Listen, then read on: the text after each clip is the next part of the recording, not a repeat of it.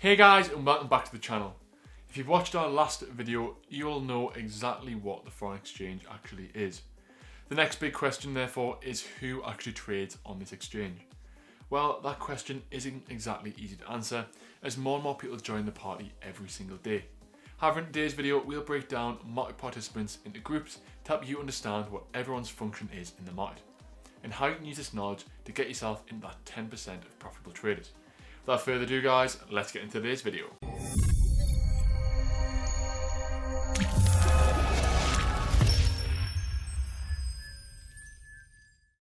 So, what groups can we actually split people into? First and foremost, a great distinction to make is the difference between a retail trader and an institutional trader. First, let's consider the retail traders.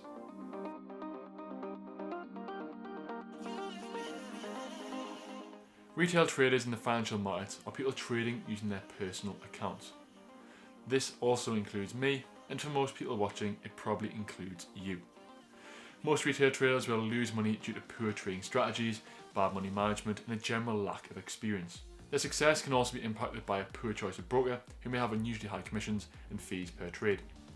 Statistically, retail traders who start independently with higher amounts of capital are more likely to succeed. However, their success is being attributed to better money management skills, and to be honest, I actually don't think this is a fixed rule, and with the right direction, it's possible for the vast majority of retail traders to become profitable if you stick out long enough. Now let's consider institutional traders.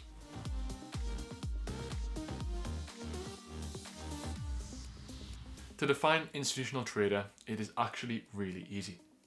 Institutional traders will buy and sell securities on behalf of an institution, which could be something like an investment bank or a hedge fund, to make money for the institution's clients. So yes, that does mean the 18-year-old high school dropout with the clapped out one series claiming to be an institutional trader is actually no more than your average retail Joe Blogs trader. Trading for an institution comes with many benefits, such as a larger pool of financial instruments to choose from, as well as better trading conditions because of tighter spreads and lower fees. Over recent years, with the advances in technology, this gap has been reduced, however, as many online brokerages have started offering highly competitive spreads. It's important to be aware that institutional traders handle Forex transactions in high volumes that often determine the future movements of the financial markets. As of 2020, the 5 largest banks in the world held almost 55% of order volumes in the financial markets. The minimum transaction size within the interbank network is 10 million, which is the equivalent to 100 standard lots of currency. Unlike retail traders, banks don't trade with leverage and utilize different trading strategies such as high frequency trading or HFT, latency trading and arbitrage trading, as well as other longer term trading strategies. Now we've cleared up what an institutional trader actually is, let's move on to a group spoke about a lot less, which is proprietary traders.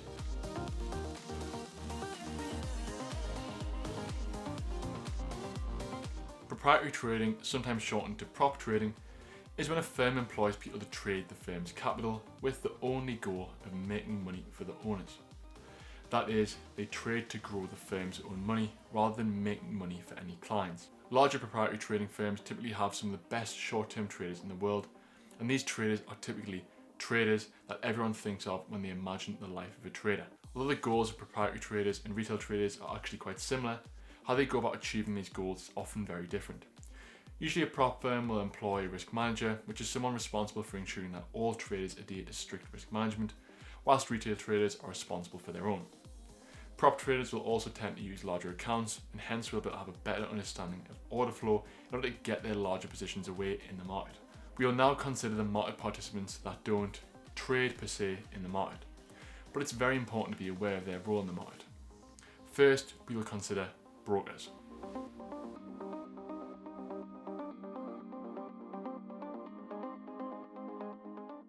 The goal of a brokerage firm is to provide a platform for their clients to trade the financial markets. In return for executing the client's trades, the broker will usually charge a commission called a spread, which is how the brokers make money. Across the world there are many brokers, but not all are formed equally. Some have a larger minimum deposit amounts and some charge higher commissions per trade. It's vital to know that when choosing a broker, you should use one you can trust, so make sure you always just stick to the regulated ones. Brokers can be separated into 2 groups.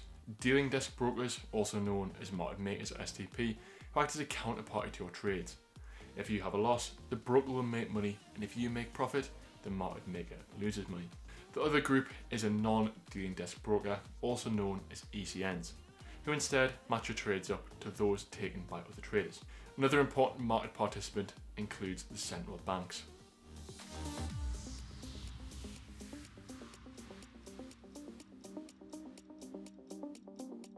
The central bank can be responsible for performing the following functions: setting up monetary policy, supervising banks, maintaining accounts of national budgets, managing foreign reserves, and holding accounts for commercial banks.